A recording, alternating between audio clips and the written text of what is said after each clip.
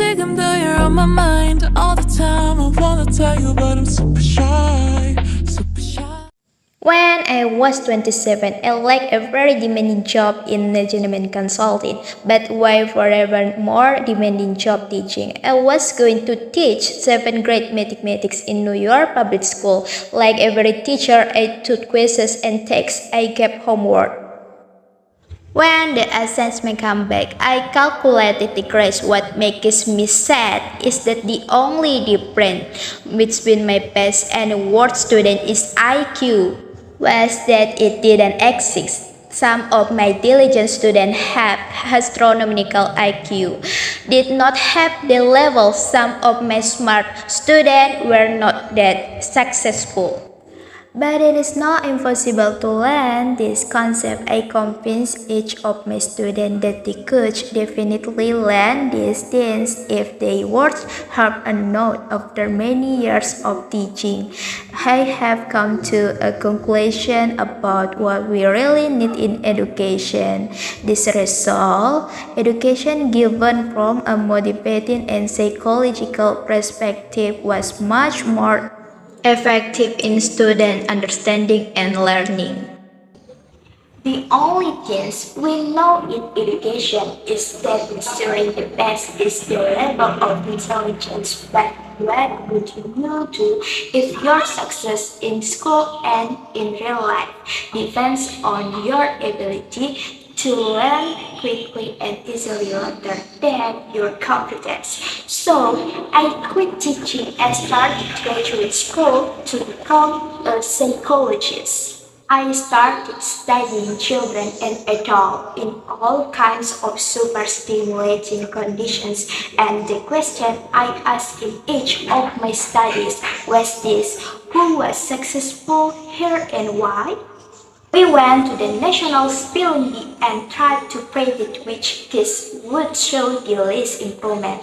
We surveyed beginning teachers in truly troublesome neighborhoods, asked which teacher continued teaching with their toward the end of the school years, and asked which of them were most effective at improving student learning levels.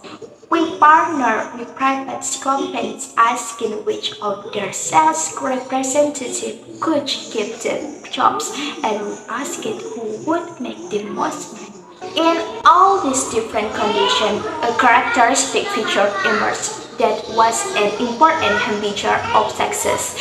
This was social intelligence, whether it's good looks, physical health, or IQ. It was either this was sustained great showing patience and perseverance for a long-term school. For today is having the strength to endure great step to your future is not just a daily or weekly or just monthly things. It's years of really hard work to make these pictures of reality. Great is living a life like a marathon, not a short run. Few years ago, I began researching grade in Chicago public school. I conducted grade surveys on thousands of high school junior and waited up to year to see which ones would graduate. Graduation rate of store children was significantly higher. I compared these children with all the characteristics I could measure. I took into account the family budget, their standard achievement score of tests, and even how children living in peaceful environments fail at school. So this result didn't just come from West Point or the spelling bee. This was also the case in school, especially with children at risk of dropping out. To me, the most shocking thing about grade is how little we know about cultivating grade, how little science know. Every day, parents and teachers ask me, how do we instill grade in kids? What can I do to teach kids this solid work ethic? How do I keep them motivated for long-term success? To be honest, I don't know. You know what I know? The talents doesn't relate to your story. The data will only sell and so that most talents individual cannot fully properly their obligation.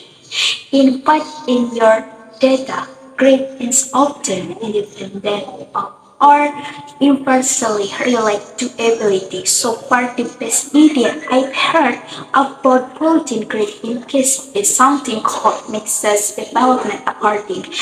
This area, developed by Sarah Drake and Stanford University, Competence is not just content recruitment for learning but can be changed with effort.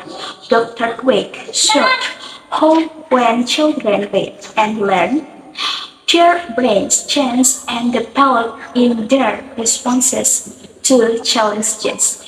When these children make mistakes, they are much more likely to show patience because they do not believe that this mistake is a permanent situation. So, mindset development is a great idea to provide a sense of growth.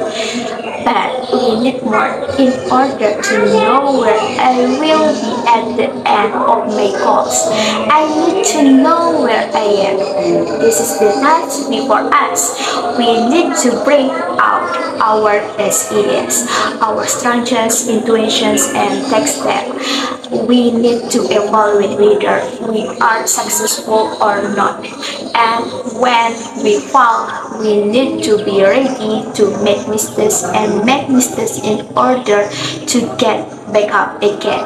In other words, we need to be steadfast in order to awaken a sense of steadfastness in our children.